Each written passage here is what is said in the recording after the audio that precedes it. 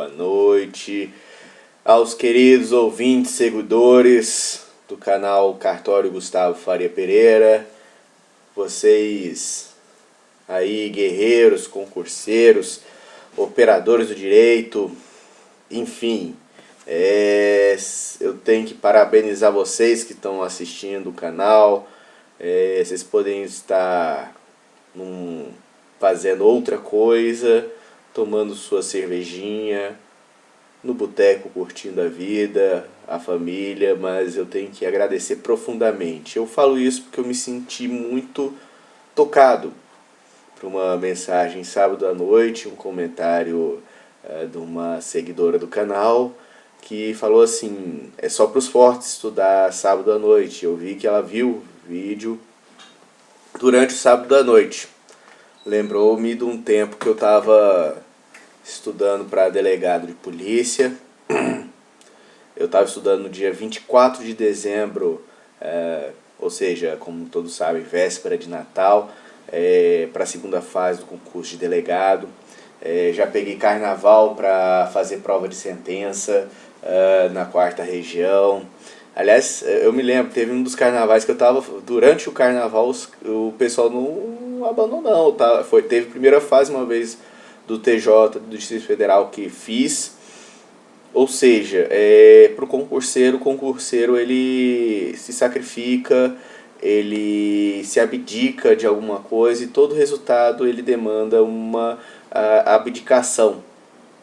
Vocês poderiam estar muito vendo Casa de Papel, que é uma excelente série, ou Round 6, mas esse pobre professor careca vocês estão vendo, e eu fico eternamente grato.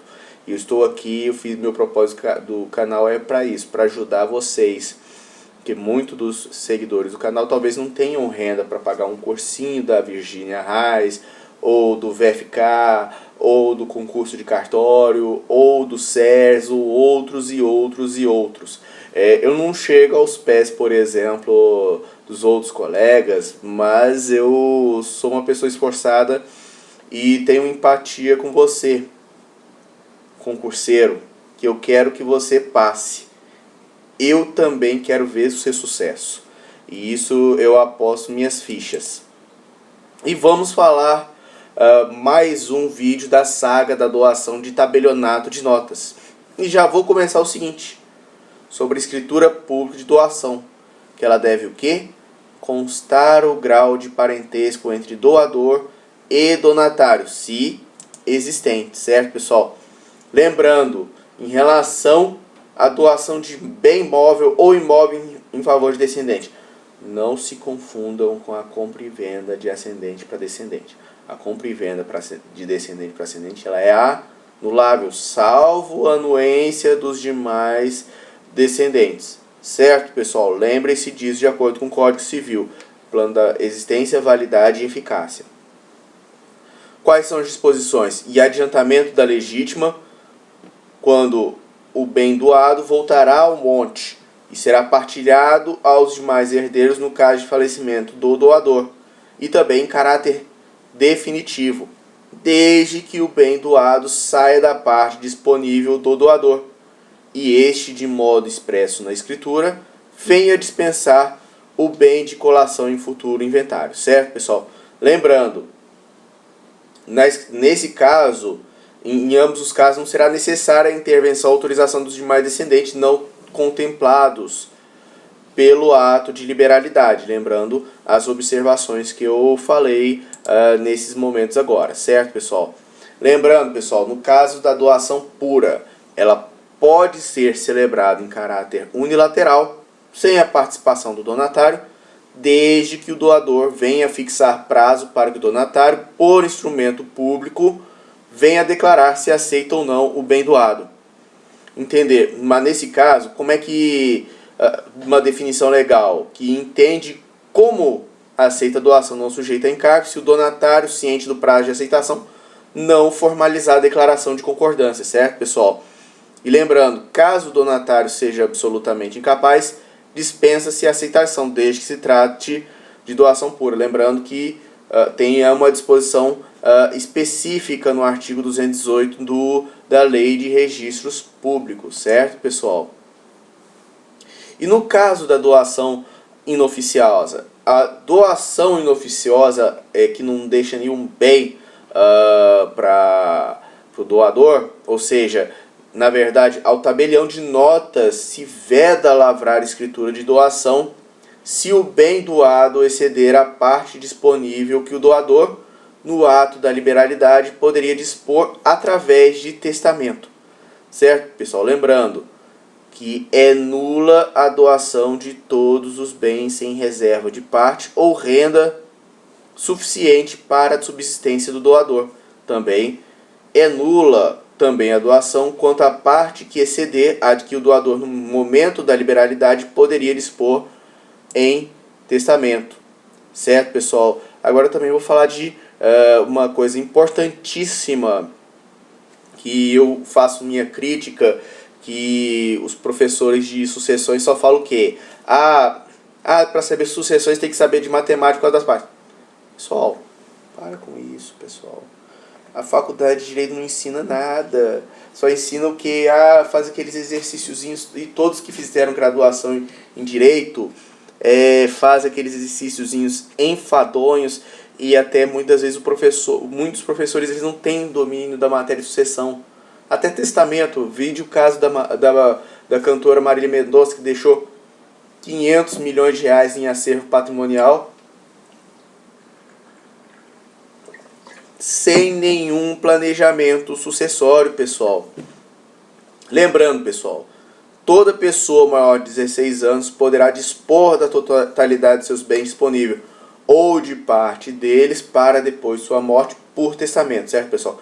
O que é parte disponível? Aquela que integra a esfera da propriedade exclusiva do doador, excluída a legítima dos herdeiros necessários, certo, pessoal? Lembrando que qual que é a capacidade do testador? Além dos absolutamente incapazes, não podem testar aqueles que, no momento do ato, tiverem pleno discernimento. E para efeito de testamento, considera-se capaz a pessoa que possa expressar perante o tabelião de notas ou escrevente substituto sua vontade de forma clara e consciente.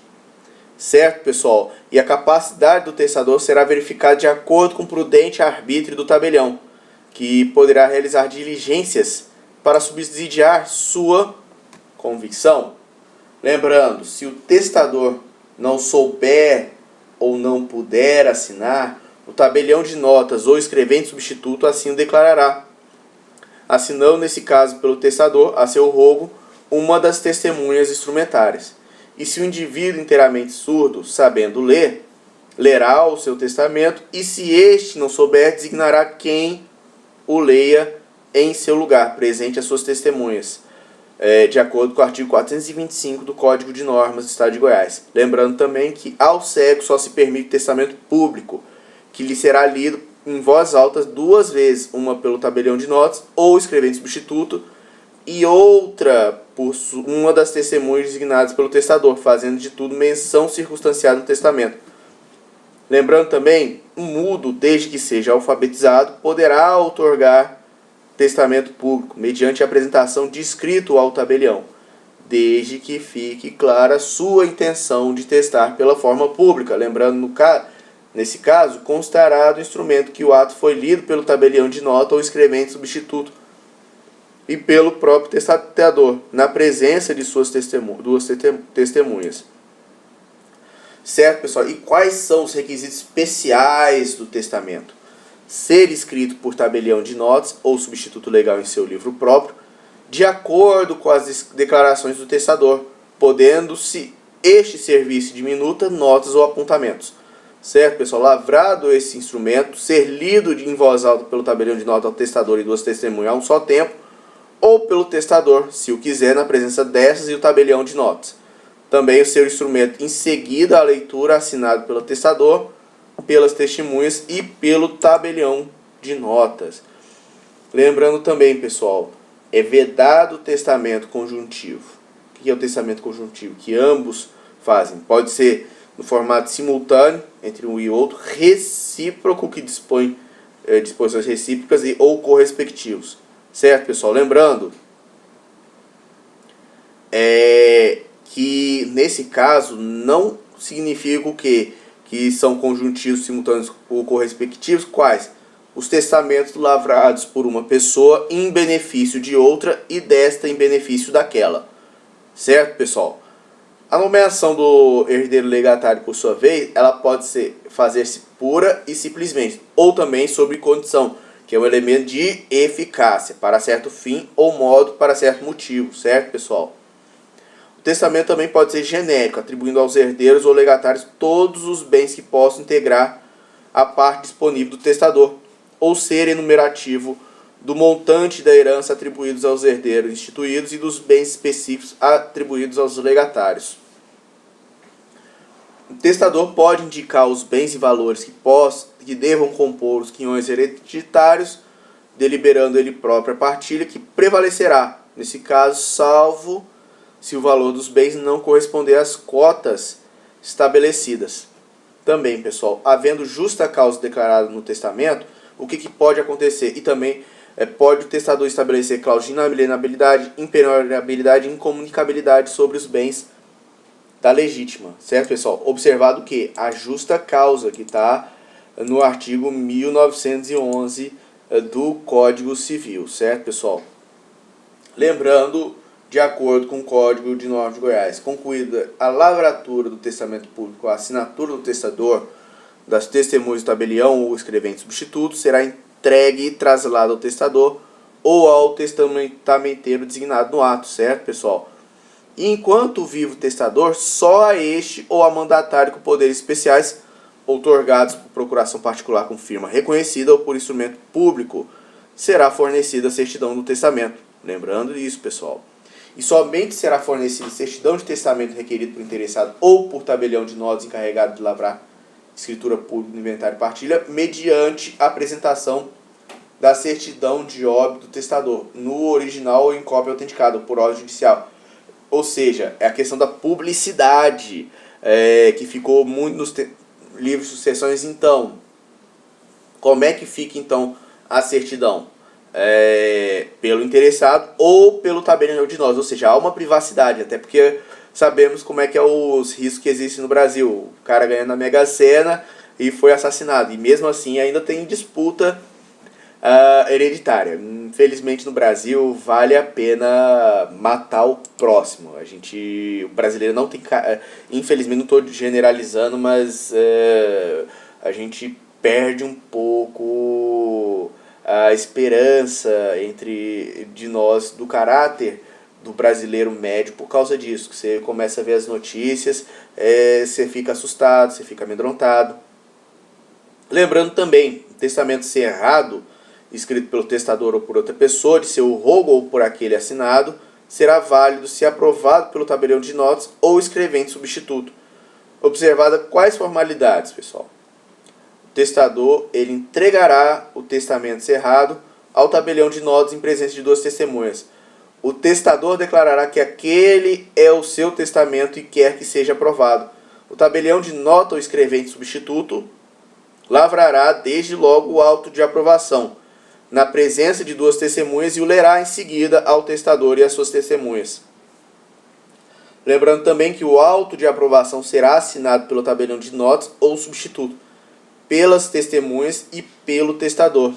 Lembrando também que o testamento cerrado pode ser escrito mecanicamente, desde que seu subscritor numere e autentique com sua assinatura todas as páginas. Certo, pessoal? Lembrando que o analfabeto ou quem não possa ou saiba ler não poderá dispor de seus bens em testamento cerrado. Fique bem atento porque cai no concurso.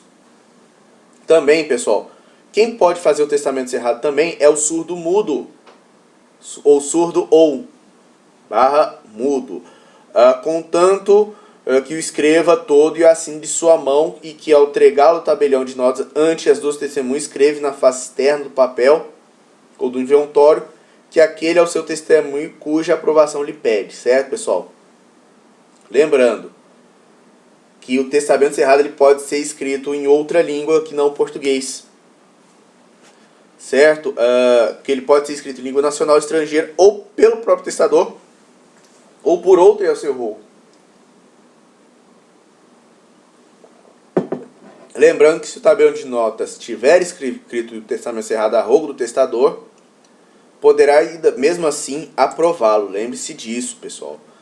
E nesse caso, esse tabelião de notas ou substituto legal é uma formalidade. O testamento ele é bem formal pelo direito brasileiro. Ele iniciará o auto de aprovação imediatamente após a última palavra do testador, declarando sob sua fé que o testador lhe entregou o testamento para ser aprovado na presença de duas testemunhas.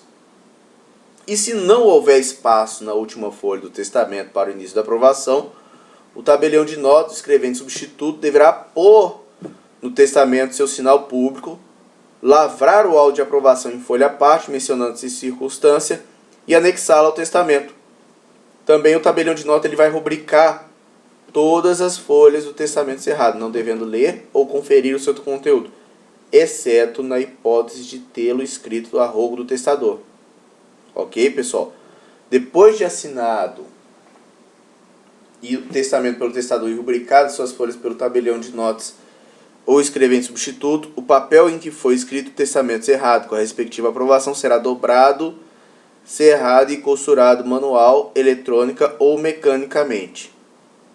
E depois de aprovado e cerrado, o testamento será entregue ao testador, e o tabelião de notas ou escrevente substituto lançará em seu livro nota do lugar, dia, mês e ano que o testamento foi aprovado e entregue, certo, pessoal? Lembrando que o testamento ele também pode ser revogado pelo mesmo modo e forma como foi feito.